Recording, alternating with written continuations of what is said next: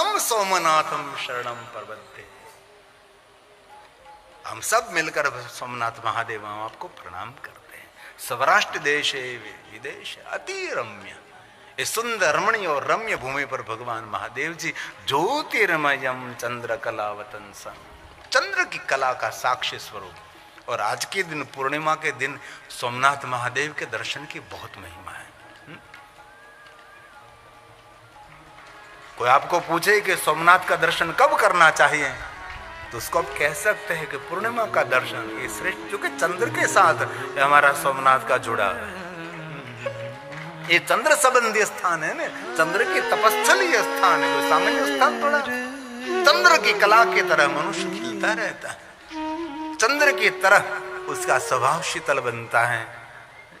एक सोमनाथ महादेव है, ये जग प्रसिद्ध भगवान सोमनाथ की वंदना है। बहुत सारे शिव भक्तों की वंदना कंठस्थ रहती है। सोमनाथ सौराष्ट्र देश है, सौराष्ट्र देश, जिस देश में हम बैठे हैं, आपको पता है हमारा दूसरा ज्योतिर्लिंग जो मल्लिकार्जुन महादेव है, उसके दर्शन की 2 दिन की महिमा है। पूर्णिमा के दिन आप जो मल्लिकार्जुन महादेव का दर्शन करो तो वहां माता पार्वती का प्रादुर्भाव रहता है। वहां भी एक शक्तिपीठ है ना, ब्रह्मरंबा देवी है। मल्लिकार्जुन महादेव, मल्लिकार्जुन महादेव के पीछे ब्रह्मरंबा देवी है। यहाँ जैसे चंद्रभागा शक्तिपीठ है, और जहां वहां मेरा महादेव भी रहता है, वहां महादेवी अचूक विराजती है। महादेव कभी महादेवी के बिना कैसे हो सकता है। इसलिए जिस देश में हम बैठे हैं, जिस देश के हम वासी हैं, ये सौराष्ट्र देश है, उनकी महिमा सभी पुराणों में गाएगी। ये सौराष्ट्र भूमि है। सौराष्ट्र देशे दिशते अति रम्य, रम्य नहीं अति रम्य, ज्योतिर्मयं चंद्र कलावतंसं, भक्ति प्रदाय कृपावतीर्णं तं सोमनाथं शरणं प्रपद्ये, तं सोमनाथं शरणं प्रपद्ये। तो अब हम क्रमशः भगवान महादेव की कथा का प्रारंभ करते हैं। बहुत सारी महिमा है, लेकिन रोज थोड़ा थोड़ा विशेष करके आपको कहने का मैं प्रयास करूंगा। मेरी इच्छा तो थी कि उपलिंगों पर मैं आपको आपके समक्ष में कहने का प्रयास करूं, लेकिन ये बहुत थोड़ा सा आपको भी कथा का क्रम में कह दूं, चूंकि कथा का क्रम रहना बहुत जरूरी है। तो कल मैं कथा का गायन करता था। ब्रह्मा जी ने नारद जी को कहा, सुत पुराण ने प्रयाग तीर्थ में कहा, एक कथा का कर्म रहता है। भगवान महर्षि वेदव्यास जी ने सुत पुराण को कहा, और सनत कुमारों ने भगवान व्यास जी को कहा, और भगवान महादेव का स्वरूप भगवान नंदिकेश्वर ने सनत कुमारों को कहा। ऐसे कथा का क्रम चलता है। तो नारद जी ने भगवान श्री हरि को कहा, भगवान मैंने तपस्या तो बहु की, लेकिन अभिमान के कारण भगवान मैंने बहुत कुछ जीवन में गलती कर दी। आज मेरी बात मुझे समझ में आ रही है कि भगवान शिव जी ने मुझे समझाने का बहुत प्रयास किया था कि नारद जी आप मौन रहे, અને બે અવસ્થામાં મૌન રહેવું। એક તો જેને તપ આપણું પરિપક્વ થાય ત્યારે મૌન રહેવામાં મજા છે, કારણ કે આપણું તપ જ્યારે પરિપક્વ થઈ જાય ત્યારે જે બોલીએ એ થવા લાગે, અરે જેનું તપ પરિપક્વ થાય તે જે વિચારે એ પણ થવા લાગે છે। તેથી જેનું તપ પાકી ગયું હોય તેને બોલવામાં પણ બહુ સાવધાની રાખવી પડે, અને વિચારો કરવામાં પણ ખૂબ સાવધાની રાખવી પડે। જેની તપસ્યા પરિપક્વ થાય તેને કોઈને સ્પર્શ પણ ન કરવો, तो बहुत महिमा है। तपस्या परिपक्व होने के बाद मौन रहने की बहुत आवश्यकता है। અને બીજી વાત, ઉંમર પાકી જાય પછી મૌન રહેવું। તપસ્યા તો ભાગ્ય જ લોકોની પાકે, બાકી ઉંમર હવની પાકી જાય એમાં મૂંગા રહેવું તો ઘરની અંદર આપણો રોટલો પણ શાંતિ જ થાય। બાકી ઘરમાં જે વડીલો મૂંગા ન રહે, કારણ કે શબ્દ સંભાળ કર બોલીએ। વૃદ્ધાવસ્થામાં બોલવામાં આપણને ઘણી વાર ભૂલ થઈ જાય, કોઈને દુઃખ લાગી જાય, ખોટું લાગી જાય। भगवान शिव ने कहा नारद जी को गोप्यम गोप्यम, लेकिन नारद जी गोप्य नहीं रहे, नारद जी बोलते रहे। नारद जी ने भगवान विष्णु का अनादर किया, शिव गणों का अनादर किया। बहुत सुंदर सुंदर कथा। नारद जी ने शिव गणों को श्राप दिया और दूसरों को श्राप देने से पुण्य का क्षय होता है। पुण्य क्षय होने के कारण नारद के हृदय में संताप हो रहा है। अब नारद जी हाथ जोड़कर भगवान विष्णु जी को कहते, भगवान मैं संताप में से कैसे मुक्त हो सकूं, आप मुझे कुछ मार्गदर्शन करें। तब भगवान विष्णु जी ने नारद जी को कहा, नारद संताप में से छूटने के लिए और कोई मेरे पास उपाय नहीं है, एक ही उपाय है, महादेव का आराधन, महादेव की भक्ति, महादेव का अर्चन, महादेव का दर्शन। ताप और संताप और उद्वेग और भय में से मुक्त करने वाला भगवान महादेव एक ही विश्व में देवता है। नारद ने कहा, भगवान विष्णु जी मुझे शिव भक्ति का मार्गदर्शन करें। भगवान विष्णु जी ने नारद जी को भगवान महादेव की भक्ति का मार्गदर्शन किया है। इस श्लोक भगवान विष्णु जी ने गाया है, स्वयं श्री हरि बोलते हैं, आपादमस्तकं सम्यग्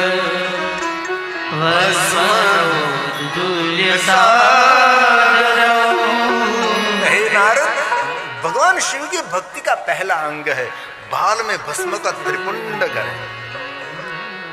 कोई आपको पूछे कि मुझे महादेव की भक्ति करने दे, मैं क्या करूं, उसको कह दीजिए पहले तो भाल में भस्म का त्रिपुंड करना पड़ता। त्रिपुंड से वीरता मिलती है, जीवन में वेग मिलता है, उद्वेग खत्म पूर्ण हो जाता है। ये भस्म के महिमा।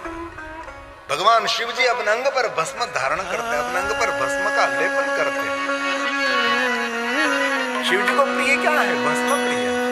महादेव की पूजा में अलग अलग कोई सामग्री नहीं है तो भगवान शिव जी की भस्म पूजा कर सकते हैं। शिव जी ने अपने अंग पर भस्म को धारण करके दुनिया को कह दिया कि हे मनुष्य, लुलुपता छोड़, ये जगत, ये दुनिया नाशवंत है। जगत का सार तत्व स्वरूप मेरे अंग पर मैं भस्म लगाता हूँ। ओम अग्निति भस्म, वायुति भस्म, जलमिति भस्म, स्थलमिति भस्म, योगमिति भस्म, सदा इदमिति भस्म, राम सब कुछ जलमिति भस्म, हे महादेव, हे महादेव, वायुरिति भस्म, स्थलमिति भस्म,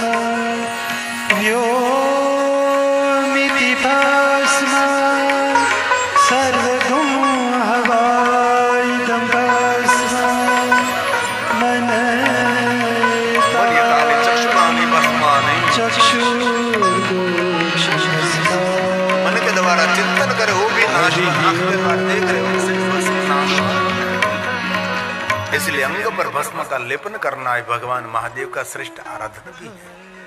हमारे महात्मा लोग अंग पर भस्म का लेपन करते हैं। भस्म का लेपन क्यों करते हैं? शिव महापुराण ग्रंथ में से मैंने श्लोक पकड़ लिया है। भस्म स्नान करते हैं। भस्म स्नान करने से क्या होता है? ये शिव महापुराण ग्रंथ का श्लोक है। जब कोई महात्मा जी भस्म स्नान करते, भस्म का लेपन करते, तो ये भस्म अंग के जितने छिद्रों में भस्म जाते हैं, इतने शिवलिंगों की पूजा करने का इस महात्मा को फल मिलता है। इसलिए भस्म स्नान किया जाता है। भस्म स्नान, भस्म का लेपन। ये श्लोक शिव महापुराण ग्रंथ बीच में से उठाता हूं, मेरा कोई क्रम नहीं रहता। महादेव की कथा वो हमारा क्रम है। वैसे तो क्रमशः कथा कहनी चाहिए, लेकिन क्रम संभाले मेरा महादेव। भस्म स्नानेन यावन्तः, कभी अवसर मिले तो भस्म का स्नान करिए। कभी अकेले हो, घर में कोई नहीं तो लगाओ, कभी तो अनुभव करो। ऐ छोटा सा वस्त्र पहन लिया और लगा दी भस्म चारों तरफ।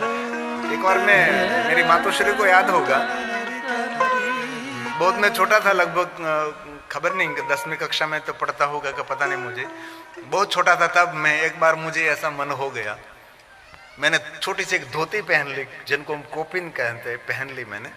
और वहाँ मेरी धुनी तो रहती थी। ये पहली बार मैं बात कर रहा हूँ, मेरे जीवन की एक यादगार घटना है।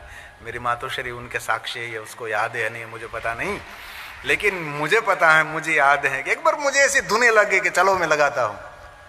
और हमारी धुनी जो वहाँ छिपिया तो लगा रहता है, पकड़ा छिपिया मैंने, और धुनी में से भस्म उठे, पूरे अंग पर इतनी भस्म लगाई, इतनी पैर से लेकर मस्तक तक भस्म लगाई, और मैं छिपिया लेकर निकला। खरेखर ये सत्य घटना। त्यारे मोबाइल न तो न करो, शूटिंग कर ले तू। छोटी उम्र में, अभी तो मूछ भी दाढ़ी भी नहीं उगी थी, इस समय की बात है। निकला भस्म लगाकर हाथ में छिपिया लेकर, और मैं मंत्र नहीं बोलता था, मैं गाली बोलता बोलता निकला था। सही बात है। और झिंझुड़ा गांव में पूरे गांव में लटार मर लिया, पूरे गांव में सभी लोग देखने को। छोटी मूर्ति है लेकिन बड़ी तपस्वी मूर्ति है। मैं तो मुझे पता है कितनी तपस्वी है। ये मेरे जीवन की एक छोटी सी घटना, मैंने एक बार ही प्रयोग किया था और बहुत लोग प्रणाम करने लगे। बहुत लोग कहने के महात्मा जी भोजन पाना है, मैं तो कुछ भी नहीं पाना है, बस ऐसे ही निकले हैं। पूरे गांव में चर्चा चली, कोई छोटी सी उम्र वाला कोई महात्मा है लेकिन बड़ा तेजस्वी महात्मा है, निकला है छिपिया लेकर। और बहुत लोगों को तो सामने आया तो मैंने छिपिया भागे लोग जैसे हमारे अखाड़ा में करते हैं ना महाशिवरात्रि में, ऐसे मैंने खेल किया था। बाद में घर आकर मैंने, मेरे पास में नदी थी, नदी में नहा लिया, जैसा था वैसा हो गया। बाद में दूसरे दिन हमारे एक बेचर बहरामाने थे, वो आए मेरे पिताजी को कहने लगे कल कोई छोटी सी मूर्ति थी, इतनी तपस्वी मूर्ति थी और बाद में कहाँ गई पता नहीं लगी। बाद में वो कहाँ गई, वो कहाँ समा गई पता नहीं लगे। ऐसा हमने तो आप भी कभी ऐसे लगाना भस्म स्नान, ये शिव महापुरुष ग्रंथ का श्लोक है। अपने अंगों पर भस्म लगा ली तो जितने छिद्र हैं सभी छिद्र में भस्म जितनी जाएगी इतने शिवलिंगों की पूजा है। शिव महापुराण ग्रंथ का मंतव्य है भस्म स्नानेन यावन्तः कणाः स्वाङ्गे प्रतिष्ठितः। जितने जितने भस्म के कण अंग में प्रतिष्ठित हो जाएंगे। क्या बात कही व्यास जी ने। तावन्ति शिवलिंगानि, इतने शिवलिंगों के अर्चन पूजा का फल मिल जाएगा। और ऐसा नहीं कहा जो त्यागी वैरागी कोई भी व्यक्ति ऐसा कर सकता है। क्या कहा? तावन्ति शिवलिंगानि तनो धत्ते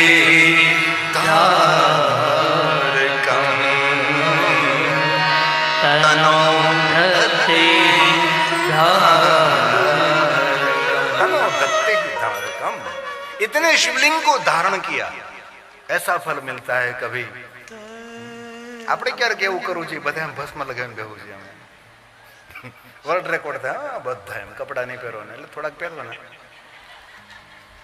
અને પછી બધા ઉપર ભસ્મ લગાવવાના, રુદ્રાક્ષની માળાઓ બધા પહેરવાની। આ ત્યારે કથા કરવી જોઈએ આપણે। અને ભસ્મ મહાત્મ એટલું બધું મોટું છે ને કે આપણે 9 દિવસ ભસ્મ મહાત્મ ઉપર બોલી શકીએ। 9 દિવસ ભસ્મ મહાત્મા। આ શિવપુરાણમાં તો ભસ્મ મહાત્મ છે જ, અન્ય પુરાણોમાં પણ ભસ્મનો મહિમા છે। ભગવાન રામજી પણ રોજ ભાલમાં ભસ્મનું ત્રિપુંડ કરતા હતા, એ પણ કથા છે। આ શ્લોક લિંગ પુરાણનો છે। તે અંદર ભસ્મ માટે કહ્યું જે કોઈ ભસ્મ અંગ પર धारण करते इतने शिवलिंगों की पूजा का फल मिलता है। भस्म प्रकाशित करें, कल्याण करें, मस्तक और जीवन के समस्त पापों में से मुक्त करने वाला, जीवन के सभी पापों में से मुक्त हो जाता है। जो भस्म स्नान करता है अपने अंग पर भस्म को लगाते हैं। भासते यद् भस्म शुभं भावयते च यत् भक्षणात् सर्वपापा। जीवन के सभी पापों का भक्षण कर लेते हैं। भस्म धारण करने से क्या होगा? सभी पापों का भक्षण कर लेती है भस्म। भले अपने अंग पर तो भस्म का लेपन न कर सको, लेकिन कम न कम भाग में भस्म का तर्पण तो करें। लेकिन हम लोगों को तो बहुत शर्म लगती है ना। हमें शर्म क्यों?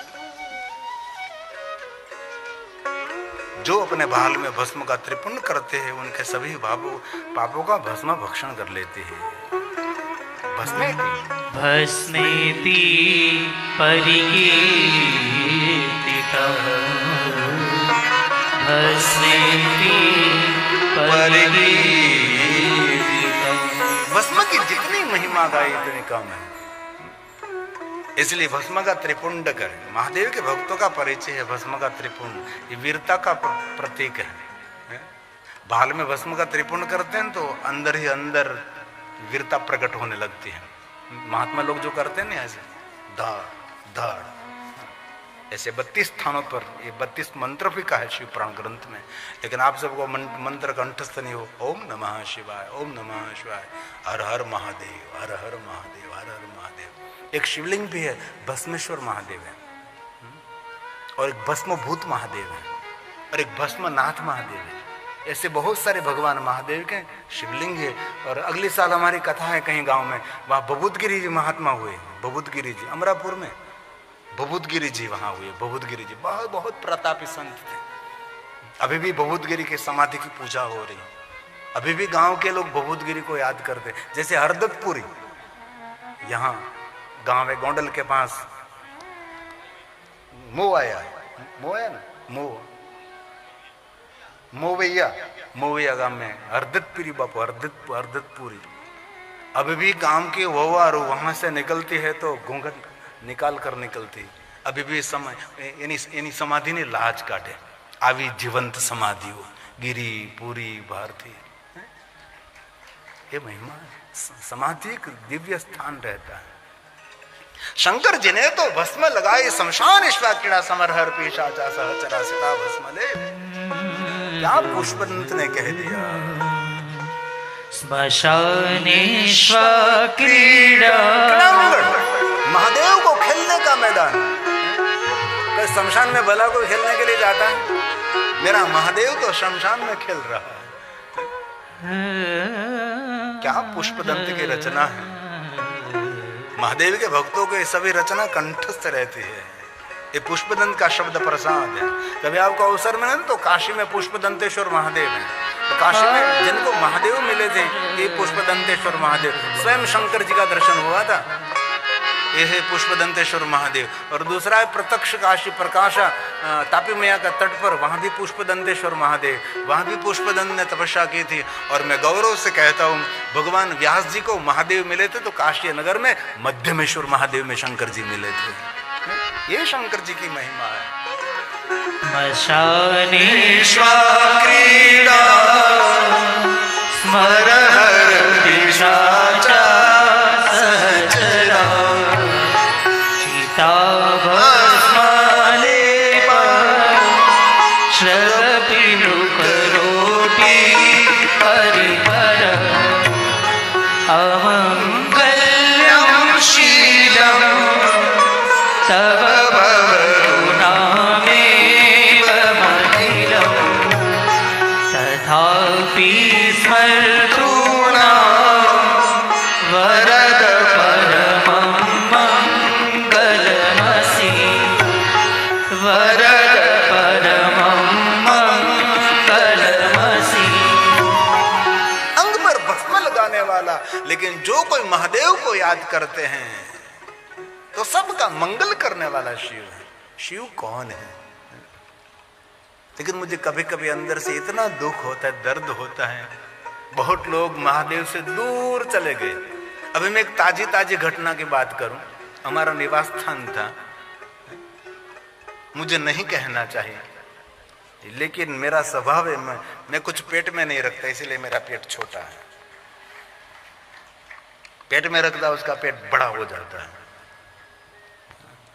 भगवान विष्णु जी ने कहा, नारद आपके बाल में भस्म का त्रिपुंड करो। ये श्लोक विष्णु भगवान ने गाया, आपाद मस्तकम सम्यम। अपने बाल में भस्म का तो त्रिपुंड करो, पूरे अंग पर भस्म का लेपन करो। लेकिन शब्द दिया आदर, आदर के साथ भस्म को धारण करें। महादेव को याद करते करते करते करते करते। और बहुत दिल से एक बात कहना चाहता हूं, कभी कहीं चैन नहीं हो रहा। चैन के बिना साइकिल भी नहीं चलती और जीवन भी नहीं चलता। चैन तो होनी चाहिए, है ना? तो कभी कोई बेचैनी लगे, बस भस्म के त्रिपुंड करके बस भगवान को, महादेव को याद करने लगो। कहां से ऊर्जा उतरेगी पता भी नहीं लगेगा आपको। जीवन में रस भरना है तो रसेश्वर महादेव को याद करें। एक शिवलिंग का नाम है रसेश्वर महादेव। मेरे पास इतनी लिंगावली है ना कि निरंतर गाया करो तो भी खत्म, पूर्ण नहीं होती।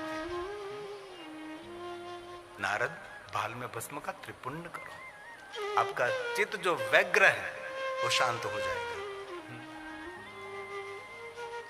और दूसरी बात नारद जी, भगवान विष्णु ने कहा दूसरी बात, सर्वश्रुति श्रुतं सेवं, विष्णु जी बोले मंत्र जप षडक्षरम् मंत्र जप षडक्षरम्। नारद जी षडक्षर मंत्र का जाप करो, जिन मंत्र की महिमा वेद पुराण ऋषि मुनि निरंतर गाते, जो शिव जी का ही मंत्र है, जो मूल मंत्र, जो आदि मंत्र है, महामंत्र, श्रेष्ठ मंत्र, जो सर्वोपरि मंत्र है, मंत्रों का भी मंत्र है, सभी मंत्रों का उद्गम स्थान है, सभी मंत्रों का जन्म स्थान है, सभी मंत्रों का पिता है, महामंत्र नहीं महामंत्रों का भी महामंत्र है, सप्तकोटि महामंत्र है। आप पंचाक्षर मंत्र का जाप करो नारद जी। ये मंत्र सब कुछ देने वाला है, शांति देने वाला, सुमति देने वाला, संपत्ति देने वाला, संतति देने वाला, कामना मनोकामना पूर्ण करने वाला, रिद्धि सिद्धि सिद्धि बुद्धि जपे पंचाक्षरम सर्व सिद्धि लवे नर, सब कुछ देने वाला पंचाक्षर मंत्र है। इसलिए हलता चलता बेचता उठता खाता पीता ऊँगता जागता घरमा वनमा शमशान में निरंतर निरंतर कभी टूटना ही नहीं चाहिए। ओम नमः शिवाय, ओम नमः शिवाय, ओम नमः शिवाय, ओम नमः शिवाय। ये मंत्र कभी दुखद फल नहीं देता है, मंत्र हमेशा सुख देने वाला है। कोई भी स्थिति में कभी भी आप इस मंत्र का जाप करो, मेरे पास श्लोकात्मक प्रमाण है। कोई भी स्थिति में कभी भी हलता चलता बेचता उठता, पवित्र अवस्था में अपवित्र अवस्था में, ये मंत्र कभी निष्फल नहीं जाता। ये मंत्र हमेशा फल देता रहता है। ये पंचाक्षर मंत्र है। लेकिन बहुत सारी विचारधाराओं ने बहुत कुछ डैमेज कर दिया है, बहुत कुछ खंडित कर दिया है। पता नहीं यार तो क्यों बोल रहे हैं आप, इसके बारे में आपने कुछ पढ़ाई नहीं की तो कैसे बोलने का अधिकार है।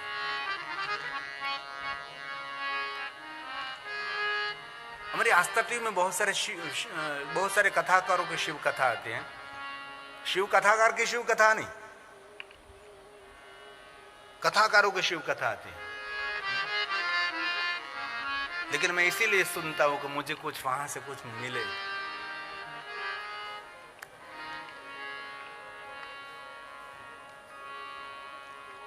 और कभी कभी तो ऐसा दुख हो रहा है कि एक छोटी सी पूजा का पाठ जो ब्रह्मा जी ने नारद जी को बताया कि ये पुष्प चढ़ाने से ये मिलेगा, ये पुष्प चढ़ाने से ये मिलेगा।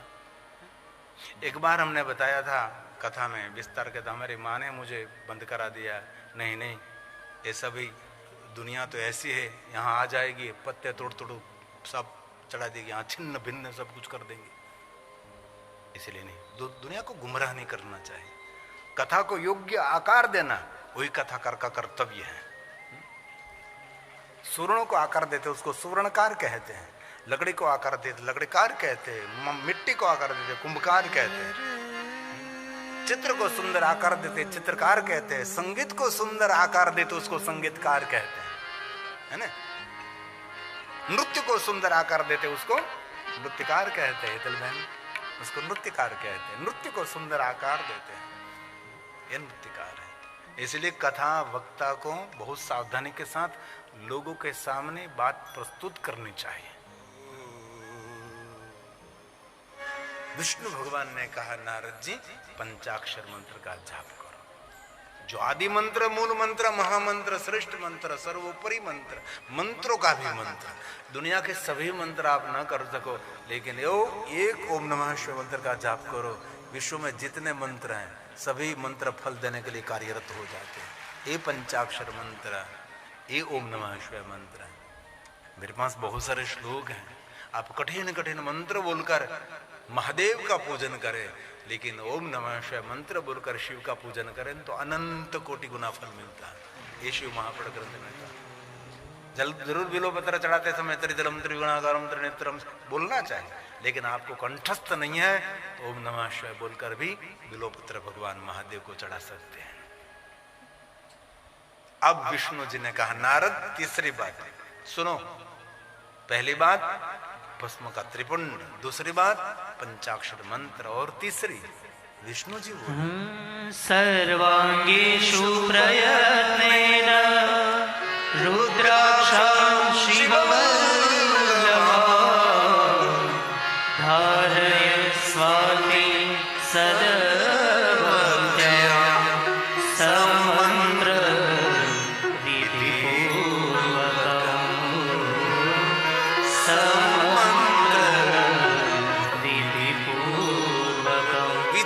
पूर्वक रुद्राक्ष को धारण करे, उनकी भी विधि है। कैसे रुद्राक्ष को धारण करना चाहिए, उनकी भी विधि है। जो विद्वान ब्राह्मण जो कर्मकांड से परिचित हैं वो आपको विधि कराते हैं कैसे रुद्राक्ष को धारण करें। बहुत सारी विधियां हैं, लेकिन अंत में भगवान महर्षि वेदव्यास जी ने कहा सब विधि कराने चाहिए, लेकिन जिनके भाग्य में विधि ने लेख लिखा है वही रुद्राक्ष धारण कर सकता है, और कोई नहीं धारण कर सकता। ये रुद्राक्ष की महिमा है। विधि ने लिखा है कि उसको रुद्राक्ष पहनना है, लेकिन रुद्राक्ष पहनने वाले का कभी कल्याण नहीं होगा। रुद्राक्ष पहनने वाले का सभी निरंतर उसका चारों दिशा नहीं, 10 दिशा उनका मंगल करते हैं। 10 दिशा 4 नहीं, 8 नहीं, 10 दिशा। रामचरितमानस के एक चौपाई है, भाव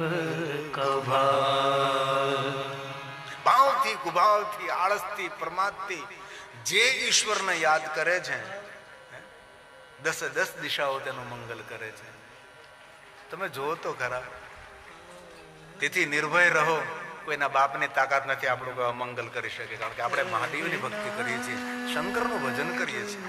10 દિશા, આકાશમાંથી પાતાળમાંથી ખૂણા 4 દિશા, 10 દિશા। આ તુલસીનું વચન છે। ભાવથી કુભાવથી આળસથી પરમાર્થથી બગાસા ખાતા છીક ખાતા ગમે એ રીતે યાદ કરો। हालता चालता बेचता उठता खाता पीता उगता जगता घर में वन में शमशान में निरंतर पवित्र अवस्था में अपवित्र अवस्था में, जिस अपवित्रता का वर्णन में यहाँ से नहीं कर सकते, ऐसी अपवित्र अवस्था में भी भगवान का नाम कभी छोड़ना नहीं चाहिए। भज सांब सदाशिव, भज सांब सदाशिव, तुलसी ने गाया। भाव का भाव अलख आलस नाम जपत मंगल दिशि दश, नाम जपत मंगल दिशि दश। ये संस्कारी घरनी वहू, कोई भक्त परिवाરની વહુ કઈ સાસરે ગઈ તો એના ઘરમાં એ આદત પાડેલી મા બાપે કે બેટા હાલતા ચાલતા બેસતા ઉઠતા ખાતા પીતા ભગવાનનું નામ લેવું, રામ રામ રામ રામ રામ રામ રામ રામ રામ રામ, કૃષ્ણ કૃષ્ણ કૃષ્ણ કૃષ્ણ કૃષ્ણ કૃષ્ણ, હરે કૃષ્ણ હરે રામ હરે કૃષ્ણ હરે રામ હરે કૃષ્ણ હરે રામ, ઓમ નમઃ શિવાય નમઃ શિવાય, મહાદેવ મહાદેવ, શિવ શિવ શિવ શિવ। તો પેલીને કઈ ખબર નહીં કે જે ઘરમાં જાવ છે બધા ઘરવાળા માંડે વાળે લેશે। આ તો આના રિયલ એના સ્વભાવ થયેલો કે ભાઈ નિરંતર કામ કરતે જાય, ઘરનું કામ આ તે બધું કામ બહુ સુંદર બધું કરે, પણ આમ બોલતી જ રહે બડબડ બડબડ બડબડ। પહેલા લોકોને ખબર નહીં કે આને બડબડ લાગે ને બધાને, તો આખા ઘરવાળા બધા ત્રાહીમામ થઈ ગયા કે આને આવી બધી રીતે હારી છે, પણ આમાં આ શું છે, આ શું બોલે જ કઈ ખબર નહીં। અને બહુ હૃદયથી પ્રાર્થના કરું છું, તમારી દીકરીને કોઈના ઘરમાં આપો ને તો સત્સંગી ઘર હોવું જોઈએ। ભલે સંપત્તિ થોડી ઓછી હોય પણ સંસ્કારી ઘર હોવું જોઈએ, સંસ્કારી સમજણ હોવી જોઈએ ઘરની અંદર। અને ઘણા પરિવાર એવા છે કે જેને કોઈ સત્સંગ જોયો જ નથી, કથા મંડપે નથી જોયું। મને ઘણા પૂછે કે તમે કથા શું કરો, મેં તું ન કરે ને એવું અમે કરી। ઘણા એરપોર્ટ ઉપર મળી જાય ને ભેગા, જીતુપુરી ભેગા તો પૂછે આવું તમે કથા કેમ કરો, તમે કેવી રીતે કરો, એમાં શું હોય, આવું બધું પૂછે મને એમ। એટલે હું હંમેશા ભાગતો ફરું માણસોથી। તો આખા ઘરના બધા જ માણસો ત્રાહીમામ થઈ ગયા, આ કંઈક બોલે છે, હું બોલે હું સમજાવ્યો કે બેટા આ સારું લાગે તો હું બોલ્યા કરે છે, કરતા જાઓ ઘરનું કામ, લેતા જાઓ હરિનું નામ। તો કહ્યું કે આ મારા માતા પિતાના આપેલા સંસ્કાર છે, હું મારા ઈષ્ટ ભગવાનને હું યાદ કરું છું। તો બેટા બંધ કેવી રીતે કરાય, આ બંધ થાય કે નહીં, એના માટે કોઈ યુક્તિ ખરી તારી પાસે? તો હા બંધ કરવું એક યુક્તિ છે, કારણ સંસ્કારી હતી, સત્સંગી હતી, અને સત્સંગી માણસો પાસે ઘણી બધી સકારાત્મક યુક્તિ હોય। યુક્તિ કેવી રીતે રસ્તો કાઢવો, દીર્ઘ દ્રષ્ટિ, દિવ્ય દ્રષ્ટિ।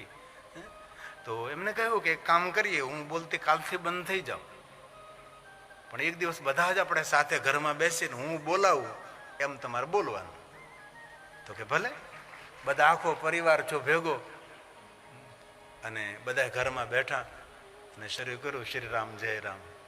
શ્રી રામ શ્રી રામ જય જય રામ, શ્રી રામ જય રામ જય જય રામ, શ્રી રામ જય રામ જય જય રામ, શ્રી રામ જય રામ જય જય રામ, શ્રી રામ જય રામ જય જય રામ, શ્રી રામ જય રામ જય જય રામ, શ્રી રામ જય રામ જય જય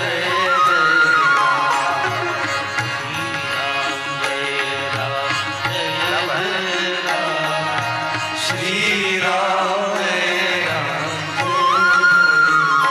ઘરનો ચોકીદાર સિક્યુરિટી વાળા હોય ને મોટા ઘરમાં, ચોકીદારો દોડતા દોડતા આવ્યા, દોડતા દોડતા ભયભીતા પછીનો રેપ જેપ નામ આમ નીતરે, આમ દોડતા દોડતા આવી કે બંધ કરો, હું છે હું છે, હું છું કે બહાર બધા મોટા મોટા દાંત વાળા, મોટી મોટી આંખો વાળા, વિકરાળ ભયંકર મુખ વાળા, આ બધા આમાં આ તમારે ગળકી પકડવા લાગ્યા ને કોઈ ભય પહોંચાડવા વગર કોઈ તો મારવા લાગ્યા ને, કાળા ને ધોળા ને પીળા ને 2 માથાવાળા ને 3 માથાવાળા, શંકર ભગવાનને જાનમાં એવા બધા હોય ને.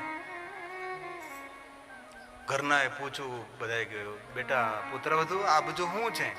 પુત્રવધુ આ તમારા પાપ. તો ચોકીદારને પૂછ્યું કે શું થયું? તો કે એ બધા એમ કહ્યું છે કે અમે બધા આવ્યા છીએ, પહેલા તો અંદર રહેતા હતા પણ હવે બહાર નીકળ્યા છીએ, અને હવે જો આ ગાવાનું બંધ કરી દે ને તો ફરી પાછા અંદર ઘૂસી જવું છે. તો ઘરના સભ્યો કે બેટા વાત સમજાણી, આ પાપ બધા હવે બહાર ગયા છે, હવે આ ભજન નથી કરવું જેથી કરીને પાપ ફરી પાછા ના. તેથી હલતા ચાલતા બેસતા ઉઠતા ખાતા પીતા ઊંઘતા જાગતા હરિનું નામ. વિષ્ણુ નારદને કહે છે, નારદ પાપ સ્પર્શ ન કરી શકે, ધાર્યસ્તુ રુદ્રાક્ષ, રુદ્રાક્ષને ધારણ કરો, પાપ સ્પર્શ ન કરે. ભગવાન વિષ્ણુજીએ નારદને રુદ્રાક્ષ પહેરવાનું કહ્યું છે. નારદ કહે છે, ભગવાન વિષ્ણુ આજેથી હું આપના કહ્યા પ્રમાણે રુદ્રાક્ષને હું ધારણ કરીશ. અને શિવ મહાપડ ગ્રંથની અંદર રુદ્રાક્ષનો મહિમા એટલો બધો મોટો છે, પૂરા 9 દિન રુદ્રાક્ષ ઉપર બોલી શકાય, પૂરા 9 દિન રુદ્રાક્ષ ઉપર કહી શકાય, એટલો રુદ્રાક્ષ મહાત્મય છે. તેથી એનો વિસ્તાર નહીં કરતા, જો આપણે મંગલ કરવું હોય તો સદૈવ રુદ્રાક્ષ ધાર્યા શિવાજ્ઞા, રમ રુદ્ર રોગનાશાય ધન્વંતરી હે રુદ્ર. શોક અને રોગમાંથી મુક્ત કરનારા રુદ્રાક્ષ, રુદ્રાક્ષ એ ધન્વંતરી છે, આપણને આરોગ્ય આપે છે. અને રોજ ભોજન કરવા બેસો ને ત્યારે ભગવાન ધન્વંતરીને યાદ કરો. ભગવાન ધન્વંતરીને યાદ કરવાથી આપણને આરોગ્ય મળે છે. ઘણા ભગવાનને તો આપણે ઓળખતા નથી. બોલો राधे राधे। तो आपने इस वीडियो में जाना कि रुद्राक्ष का कितना महत्व है। भगवान विष्णु कहते हैं कि रुद्राक्ष पहनने वाले को पाप कभी छू भी नहीं सकता है। जो व्यक्ति रुद्राक्ष पहनता है उनका मन शांत रहता है। रुद्राक्ष पहनने से शांति मिलती है और मन एकाग्रचित होता है। तो भक्तों, अगर आपको ये वीडियो पसंद आई हो तो प्लीज़ चैनल को सब्सक्राइब और वीडियो को लाइक अवश्य करें। राधे राधे। हर हर महादेव।